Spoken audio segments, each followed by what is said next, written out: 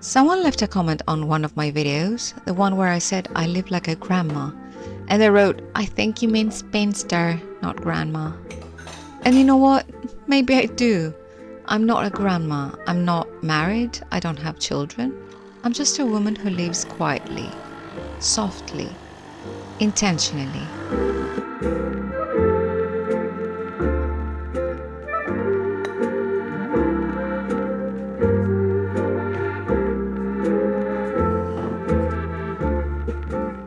Romanticizing my life doesn't mean pretending everything is perfect.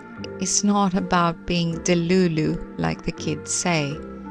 It means noticing beauty where you are and making ordinary moments feel intentional.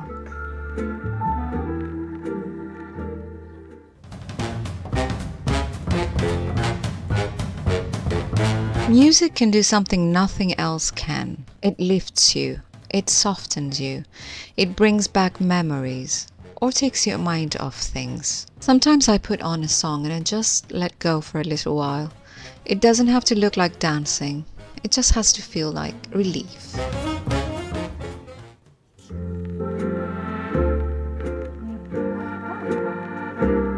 Let me take a moment to introduce you to this little lady. Her name is Melita. I know many of you are cat lovers too, or cat mums like me, so I think you'll understand. I found her in the yard of an empty summer house in May. She climbed up onto my shoulder and started purring, so I had to bring her home. I thought she was maybe 4 months old. It turns out she's about 7 and pregnant with 2 or 3 kittens. So instead of adopting 1, I adopted 4. And honestly, I'm okay with that. Romanticizing your life doesn't have to mean bubble baths or flower crowns. It can be something as simple as stepping outside for a few quiet breaths, or standing by the window and letting the morning light find you. You don't need a garden. You don't need a quiet house or a perfect view. You just need a moment that's yours, to water your plants, to stretch, to drink your coffee while it's still hot.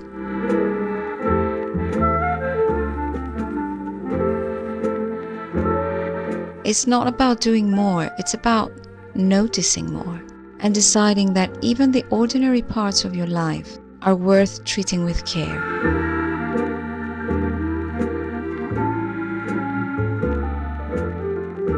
Taking care of your body does not have to mean workouts or strict routines. Sometimes it's just putting on your shoes and going for a walk. Just a short walk. By yourself, with your pet, or even a friend. It's not about changing your body. It's more about getting some air, moving a little, showing up for yourself in a way that feels doable.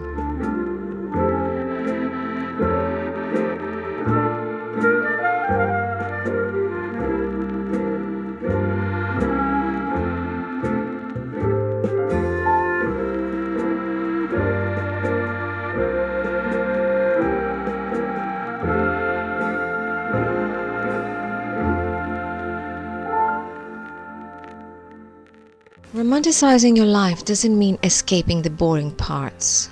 It means learning to see them differently. Open the curtains. Light a candle, even if it's just while washing the dishes. Put on a record. Or wear perfume at home for no one but yourself. Take your time brushing your hair. Make your tea in the pretty cup. You don't need to live in a cottage or wear vintage dresses.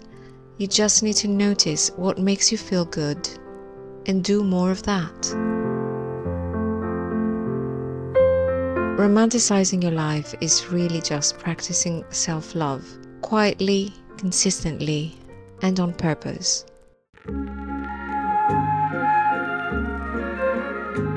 Planting seeds always reminds me of what it means to live slowly.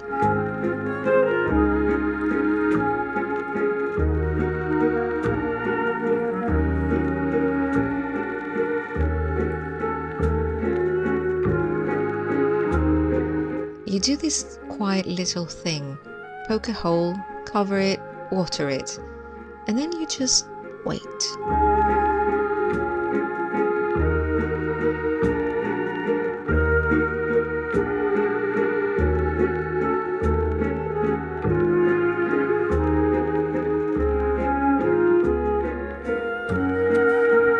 That's how I think about romanticizing your life.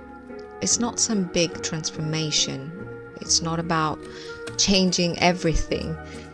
It's about doing something small today, just because it matters to you. You won't see results straight away. Most of the time, no one else will notice. But you will. That quiet effort, repeated, it grows into something.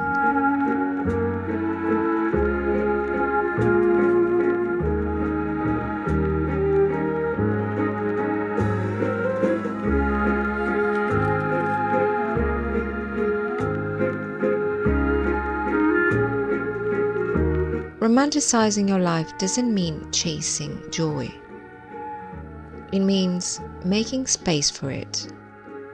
Making the kind of life joy can actually live in.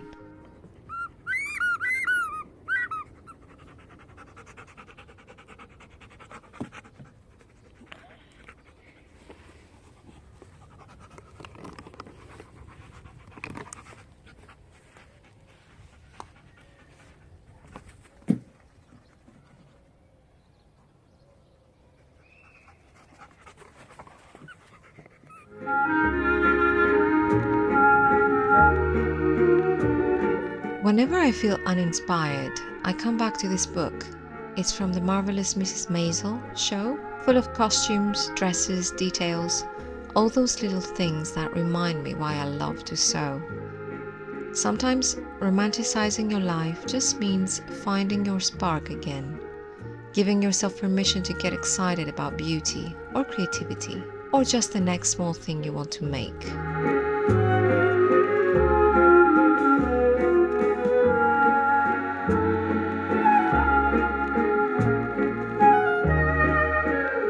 Thank you so much for watching, and if you enjoy slow living and quiet days like this, I will leave a link to my slow living and cottage life playlist at the end of this video.